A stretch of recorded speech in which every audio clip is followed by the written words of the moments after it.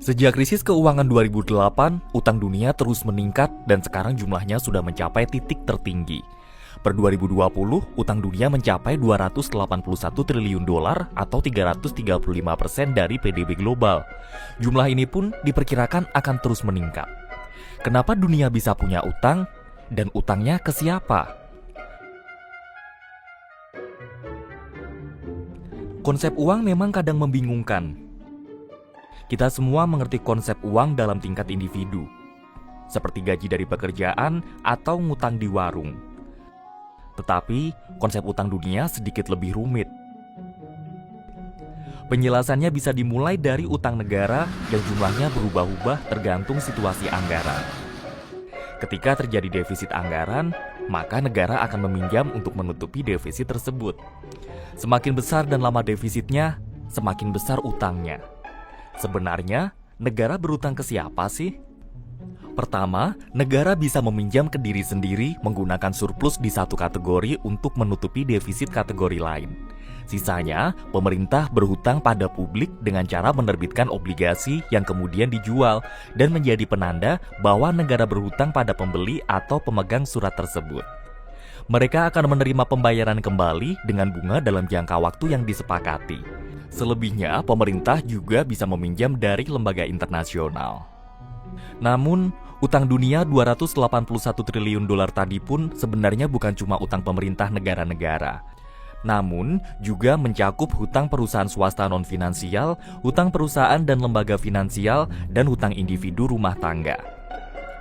Sederhananya, utang dunia adalah jumlah seluruh utang milik siapapun di dunia ini, yang uangnya hanya pindah dari tangan ke tangan.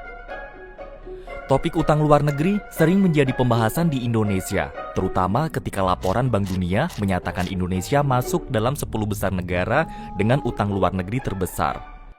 Walaupun secara nominal benar, laporan ini hanya membandingkan Indonesia dengan negara berpendapatan kecil dan menengah, sedangkan Indonesia sebenarnya masuk ke dalam kelompok 20 negara dengan perekonomian terbesar.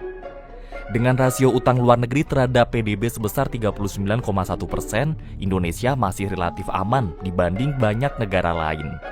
Utang yang dihitung laporan ini juga bukan sepenuhnya milik pemerintah, tetapi juga utang luar negeri BUMN dan swasta.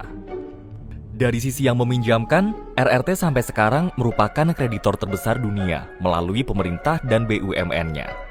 Beberapa tahun belakangan, RRT aktif memberikan pinjaman ke negara berkembang, khususnya yang sedang kesulitan mendanai proyek-proyek infrastruktur besar untuk pengembangan ekonominya. Sama seperti di Indonesia. Banyak yang sering bertanya seperti ini. Meski tidak salah, kalau level utang tetap stabil, sebenarnya banyak keuntungan yang bisa didapatkan, seperti menjadi opsi alternatif modal pembangunan. Biasanya, ketika negara memiliki banyak utang, investor akan khawatir mereka tidak dapat membayarnya kembali. Sulitnya, ketika yang gagal bayar adalah negara, pemberi pinjaman tidak bisa ke pengadilan manapun untuk menuntut. Mereka juga tidak bisa mengambil alih aset atau memaksa negara tersebut untuk membayar. Dan sudah banyak negara yang terus-terusan gagal bayar karena sudah memasuki krisis utang. Ketika negara gagal bayar hutang, keseluruhan perekonomian akan terpukul. Seperti Ghana yang tahun lalu menghabiskan uang 4 kali lipat lebih banyak untuk membayar hutang dibanding investasi ke pelayanan kesehatan. Ketika ini terjadi, negara tersebut akan dikenakan bunga yang lebih tinggi untuk pinjaman masa depan karena investor sudah kehilangan kepercayaan. Di kebanyakan kasus, kerugian sepenuhnya bagi kreditor sebenarnya tidak mungkin, karena biasanya akan ada kompromi. Karena hampir seluruh negara di dunia tetap akan membutuhkan pinjaman di masa depan, kebanyakan akan tetap membayar sebagian utang agar tidak terputus sepenuhnya dari akses kredit. Terus, kenapa negara tidak mencetak uang saja untuk membayar utang? Karena inflasi.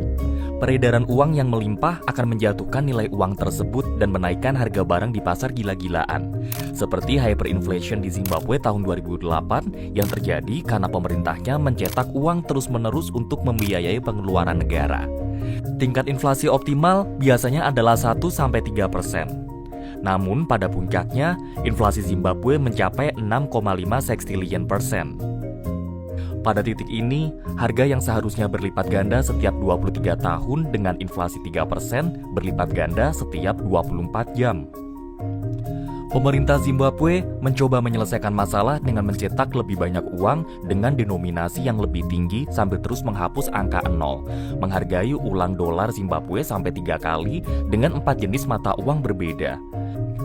Membeli roti butuh uang segerobak dan ada uang kertas yang mencapai 100 triliun per lembar. Pemerintahnya sampai pernah membuat inflasi ilegal dan menangkap siapapun yang menaikkan harga. Tahun 2009, dolar Zimbabwe akhirnya ditinggalkan dan diganti dengan mata uang lainnya. Lalu, kenapa utang dunia ini tidak dihapus saja?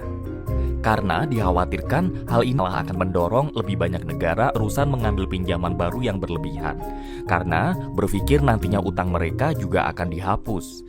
Di sisi lain, biaya yang harus ditanggung untuk menghapus utang dunia juga berpotensi menghambat pembiayaan pembangunan negara berkembang karena akan mempengaruhi ketersediaan dana.